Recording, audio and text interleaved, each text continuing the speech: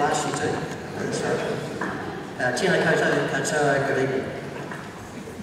It's been a busy and successful year. I'll briefly address our building program, proprietorship, role pressure, acknowledge our staff and students. On our building program, the year commenced with removal of the security construction fences and the opening of the administration building. This was a significant milestone as it evidenced the end of the post-earthquake building program. Since 2017, the new gym, STEM block and administration building have been completed. They're all substantial buildings. I thank our proprietor, the trustees of the Christian Brothers for their financial backing of these projects. From even the road frontage, the improved appearance of the school is clearly evident. I must also make mention of the hall, which has been transformed to a place of the home of this college's touchstones, assemblies, special character masses, and recorded history of the school. I acknowledge Mr. Hart for his vision in driving this initiative. I'm sure you all agree the school is a modern and vibrant place to teach and learn. The funding of the school is always a challenge. We all want the best facilities and the best opportunities for our young men. With a state integrated school, the funding from the state is limited. The compulsory attendance dues assist servicing the debt associated with the extensive building program and for maintenance and improvement for what are known as integrated buildings. The voluntary portion of the school fees is crucial to what we can provide for our young men on a day-to-day basis and the maintenance and upkeep of the school's infrastructure. Buildings such as the Hall, Edmund Rice Building, Brother Dowling Centre are not integrated and so receive no state funding for maintenance or otherwise. In the long term, if we wish to retain these buildings, in particular the Hall, we will be required to have a commitment from the school community, including the wider community of the likes of our old boys, to long-term fundraising to ensure that further structural strengthening can take place. The Hall is a building we must work hard to retain if economically viable to do so. To this end, next year your board will be looking into costings and work required to the Hall and will engage with you fully before any decisions are made. Also announced at the commencement of the year was that the school would be transferring proprietor from the Christian Brothers to the Bishop of the Diocese of Christchurch. This is a significant step in the school's history. It is as a result of a change in focus for the Christian Brothers, as essentially the educational vocation is moving to other areas of the world. They will no longer be a proprietor of any schools in New Zealand, with St Thomas's being the last one under their name. With their departure as proprietor comes a commitment from your board that the Edmund Rice charism upon which our college is founded will be fostered and to the forefront in any decision making. Our charism is a central aspect to what is special about our school. The transfer is still proceeding and we expect it to be progress in 2020. We look forward to working productively with the diocese once the transfer has taken place. The school is thriving. That creates its own challenges. The challenges are positive.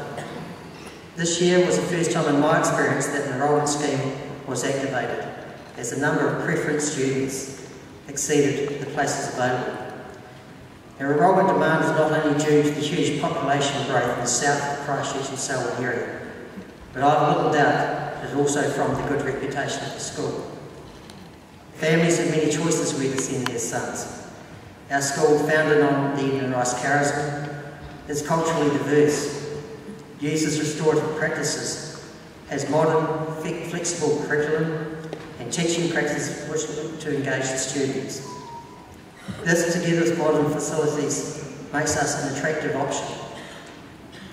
To be in this position has taken a lot of hard work and is not to be taken for granted. Your board is continuing to pursue the ministry for a roll increase from 615 to at least 652. This application is before the ministry. A roll increase is not a straightforward process, with the ministry required to balance many considerations throughout the local school network.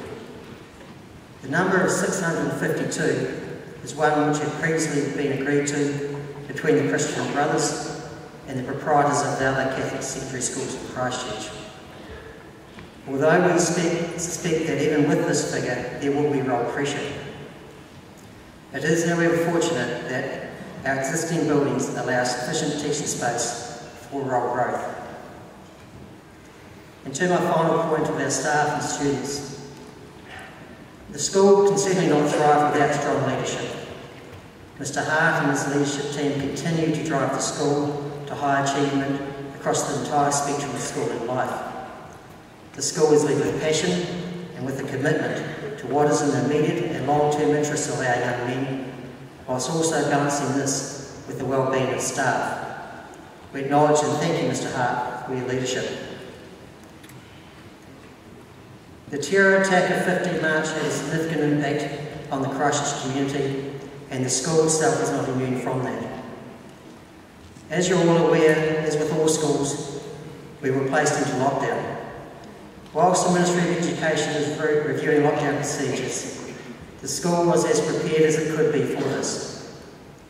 Over the past few years, we've been engaged with an external agency to oversee and improve our lockdown procedures. Those drills and procedures saw lockdown go as smoothly as realistically possible. I personally had absolute faith that our boys were being well cared for and were being kept safe. That goes well beyond lockdown procedures, to the care and very real commitment that all staff showed for our young men. I thank them for their empathy and professionalism when they were no doubt facing their own anxiety for their own families and loved ones. The days following the attack was an example of how our young men are educated beyond the classroom, showing genuine awareness, understanding and compassion for those victims. Only a month or so ago, in a meeting with the representatives from the Ministry of Education, one of them commented to me how impressed he was with the heartfelt response from our students.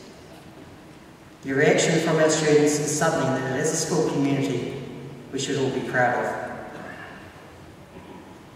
To all staff, not only teaching staff, your board thanks you for the commitment and consideration you have for our young men. I thank you for not only driving academic achievement and the pastoral care you provide, but also your voluntary involvement outside the classroom. We are very fortunate to have staff so fully committed to all aspects of our son's school life. There is much to celebrate and be proud of as a St Thomas's community. To close, I congratulate this evening's award winners. I wish Year 13s and any other leave as well as they embark on the next journey. Best wishes to you all for the rest of 2019 and for a safe holiday season.